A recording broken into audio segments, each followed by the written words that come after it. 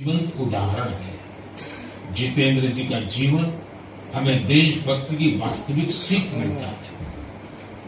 मेरे प्यारे देशवासियों, आजकल आपने देखा होगा अक्सर घर की छतों पर, बड़ी इमारतों पर, सरकारी दफ्तरों पर सोलर पैनल चमकते हुए दिखाई देते हैं। लोग, किसानों की जिंदगी भी बदल गई।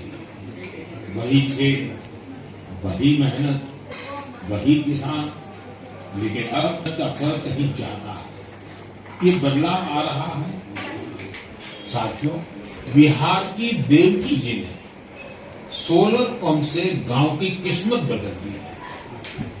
लोग अब प्यार से सोलर दीदी कहते हैं। देवकी कम उम्र में शादी हो गई, छोटा सा खेत, 4 बच्चों की जिम्मेदारी कभी टूटा नहीं।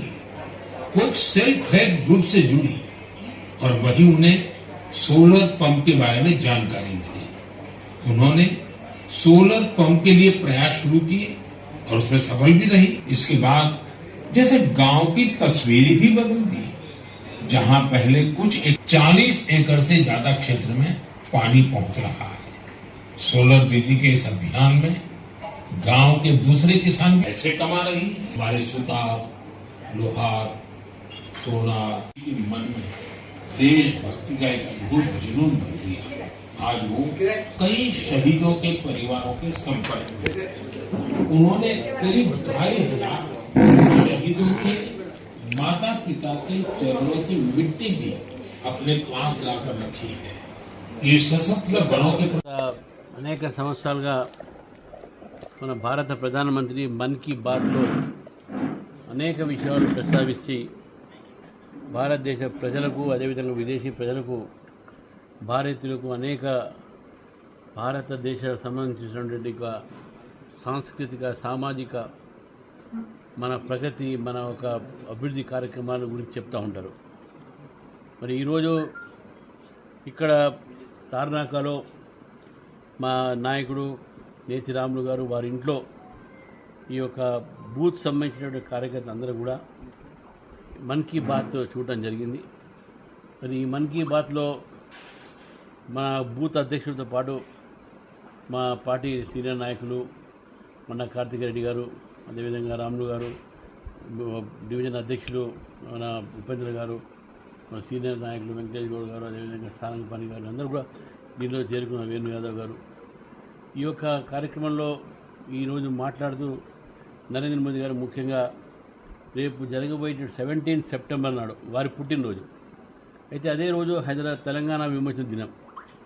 మరి దాని గురించి ప్రస్తావించి సర్దార్ పటేల్ గారు ఏ విధంగా అయితే నిజాంని ఆపరేషన్ పోలో తర్వాత ఈ యొక్క తెలంగాణని హైదరాబాద్ రాష్ట్రం అప్పుడు హైదరాబాద్ స్టేట్ని భారతదేశంలో విలీనం చేసినటువంటి ఒక సంఘటనలు కూడా చెప్పడం జరిగింది. నరేంద్ర మోదీ గారు అనేక విషయాల్లో ఈరోజు క్రీడా కానీ, అదేవిధంగా విజ్ఞానం సాంకేతిక విషయంలో కానీ, తర్వాత హైదరాబాద్ విమోచన దినం గురించి చెప్పడం కానీ మా అందరికి సంతోషంగా ఉంది.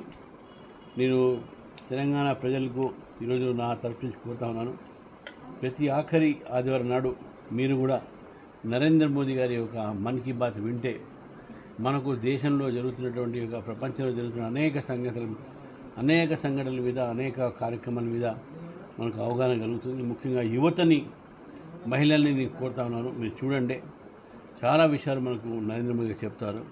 ఇది మొట్టమొదటిసారిగా ఏ దేశంలో లేని విధంగా నరేంద్ర మోదీ గారు నేరుగా కోట్లాది మంది ప్రజలతోని ఈ మన్ కీ బాత్ ద్వారా వారు అందరినీ కూడా మాట్లాడతారు, వారితో కలుస్తున్నారు. కాబట్టి ఈ కార్యక్రమం ఇంతే విధంగా ముందుకు సాగాలని చెప్పేసి కూడా నేను కోరుతూ, మరి మన్ కీ బాత్ 125వ ఎపిసోడ్లో పాల్గొన్నటువంటి ప్రతి ఒక్క కార్యకర్తలకు, ప్రజలకు నేను వారికి శుభాకాంక్షలు తెలియజేస్తాను.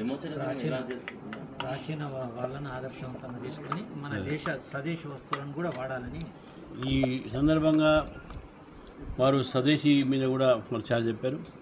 స్వదేశీ ఒక వస్తువులు వాడమని చెప్పేసి మనం గర్వంగా భావించాలని చెప్పి చెప్తూ, తెలంగాణ విమోచన దినం 17 సెప్టెంబర్ నాడు పెరేడ్ గ్రౌండ్స్లో భారత ప్రభుత్వం అధికారికంగా మళ్ళీ జరుపుకుంటుంది. దానికి రాజ్నాథ్ సింగ్ గారు వచ్చే అవకాశాలు ఉన్నాయి.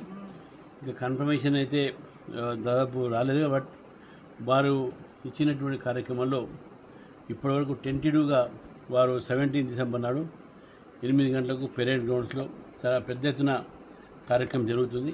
దాంట్లో కూడా అందరూ కూడా పాల్గొనాలని కోరుతూ మరి 17 సెప్టెంబర్ పార్టీ తరఫు నుంచి కూడా విమోచన దినాన్ని అంజిరెడ్డి గారు మా ఎమ్మెల్సీ గారి యొక్క నేతృత్వంలో ఒక కమిటీ వేయడం జరిగింది.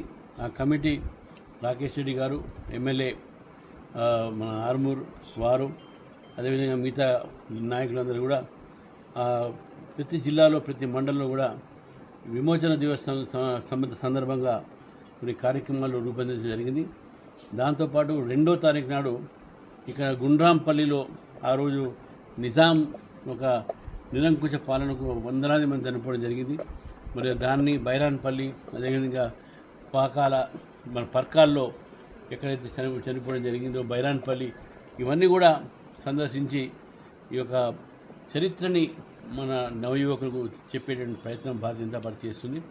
17 సెప్టెంబర్ విమోచన దినంగా అది అందరినీ పాల్గొనాలని చెప్పేసి, దాన్ని పాటించాలని చెప్పేసి, భారతదేశ జెండా ప్రతి ఇంట్లో ప్రతి బూత్లో కూడా ఎగరేయాలని చెప్పేసి కూడా జాతీయ జెండాని అందరినీ కూడా నేను కోరుతా ఉన్నాను.